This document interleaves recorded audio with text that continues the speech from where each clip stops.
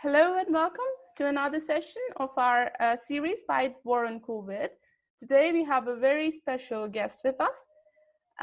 She is a literary theorist, a feminist critic, and one of the most influential figures in postcolonial and subaltern studies. She's a professor at Columbia University, and she's one of the founding members of the Establishment Center for Comparative Literature. We also have with us Dr. Surya Parekh, who is an assistant professor at the State University of New York. Thank you, sir, for joining us.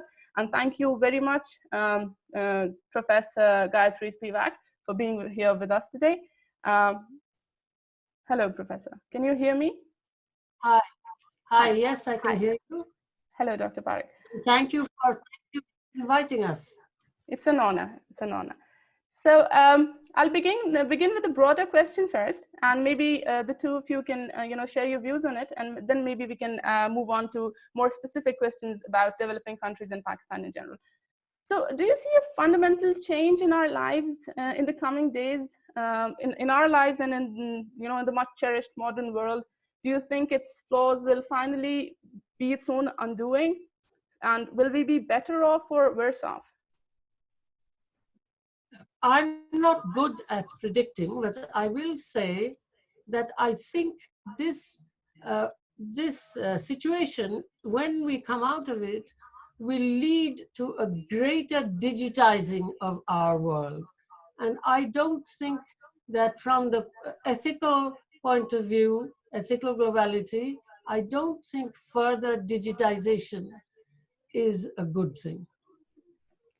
So maybe we'll move on to another question, and he can join in, into that question. So how do you put into perspective this situation, in war zones and conflict areas, say Yemen, where hundreds and thousands of people have been dying of bombing, but right now we're not talking about the bombings. We're apparently more concerned about them not, having masks. So in your lens, using your idea of the subaltern, how do you view the situation? Well, general thing is that this entire effort is focused on the middle class and above. So war zones, of course, and also just simply poor people who have absolutely no way of either keeping distance because they're homeless. And this is also true in New York City. I mean, there are lots of homeless people on the streets. So therefore, in fact, it's absurd to think. So every day and all the time, I am thinking about people who are not even in so-called a war zone. That is to say, migrant laborers in India. And so I keep thinking of how they can be helped and keep my networks open, but they cannot be helped.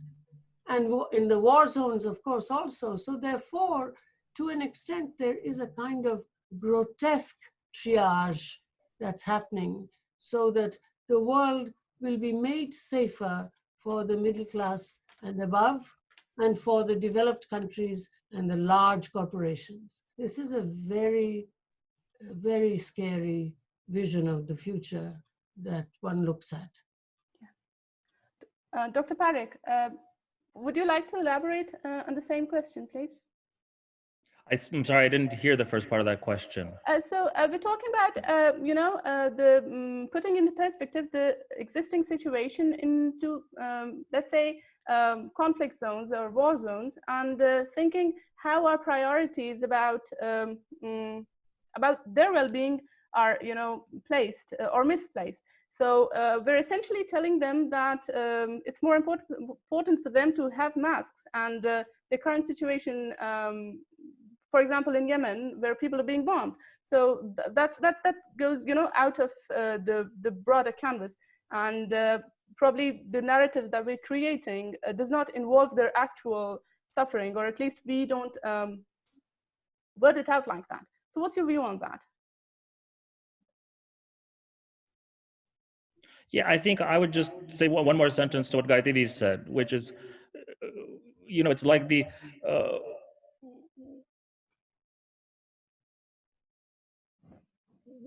worker move and having to choose between dying of hunger or dying from this disease. It's that kind of situation. Yes.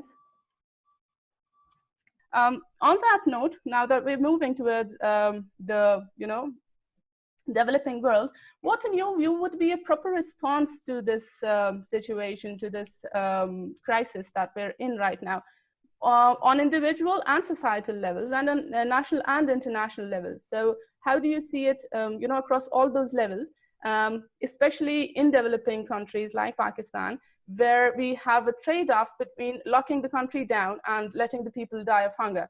So what is your view about how our response should be formed at all these levels, also individual and domestic levels, where women, their lives are essentially changed? Okay, so what I was saying is to begin with women. I think the idea that women and men should receive equal protection has to be bombarded. I mean, people won't do this, but you're asking me what to do, so I'm telling you what my hopes are. With great propaganda. I mean, the way in which in our countries propaganda is very strong. I mean, I can speak for India because I have real deep awareness of India. I mean, at election times, for example, there are holograms, there are all kinds of ways in which propaganda floats all over the country, especially with the largest sector of the electorate. But this is true across the board. Rape culture is considered normal, rape culture and bribe culture.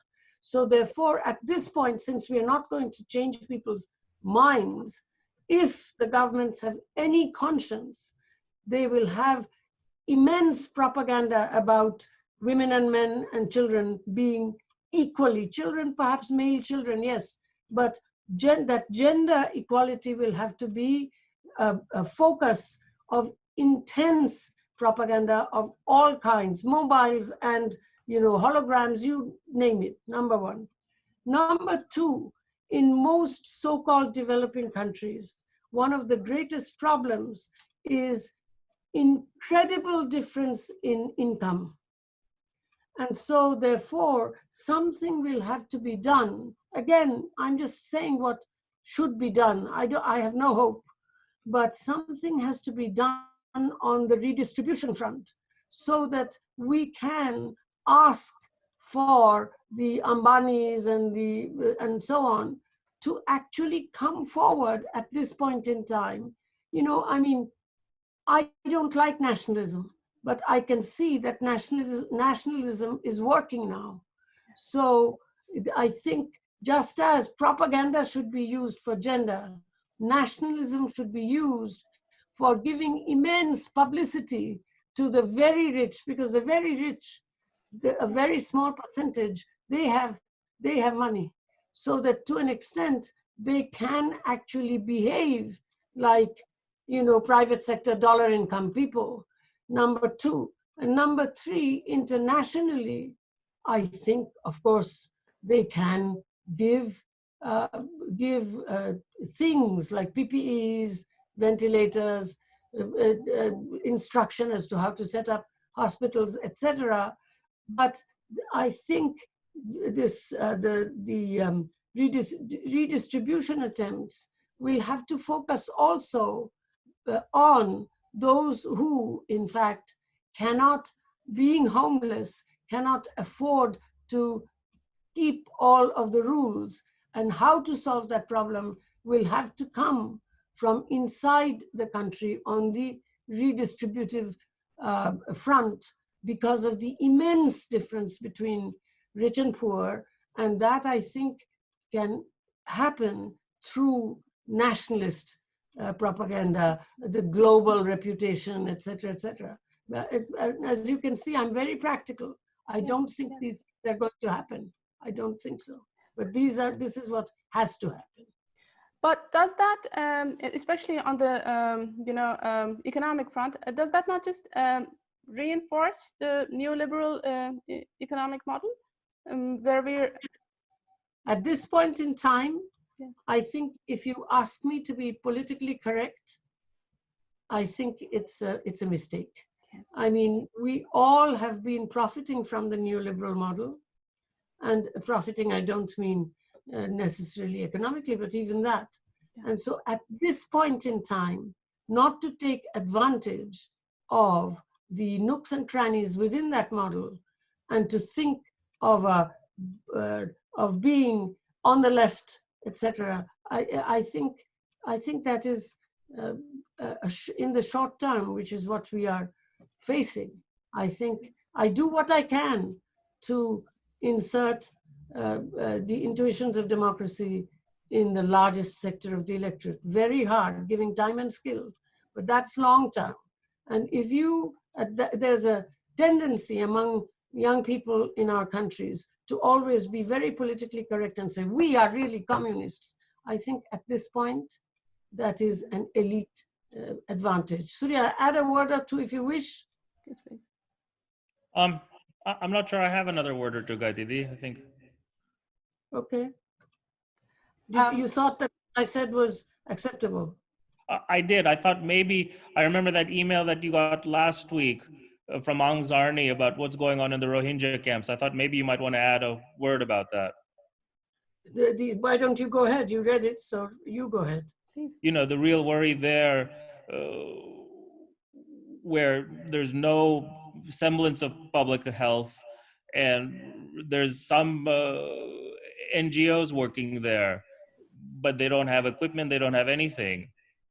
Okay. And this, of course, Mariam, relates to your war zone questions. You know, Yes. I mean, I'm among the, I'm on the Free Rohingya Coalition, work very hard, and it is true. I mean, I'm glad Surya referred to it. The head of the Free Rohingya Coalition, Aung Zarni, who's himself an ethnic Buddhist who's against this incredible genocide of the Rohingyas, he sent a reminder, we know this, that in those terrible Rohingya camps, I mean, more than 1 million, how many people, Surya? I'm not good with statistics. Yeah, I think it's more than 1 million. I'm not sure exactly how much it is. You know, all crowded together, you know, and they say that we are living in a condition which is not human. Amanush, that's the word, right? We are not living in a human condition. And at this point, they have it's adding to the genocide. They have nothing.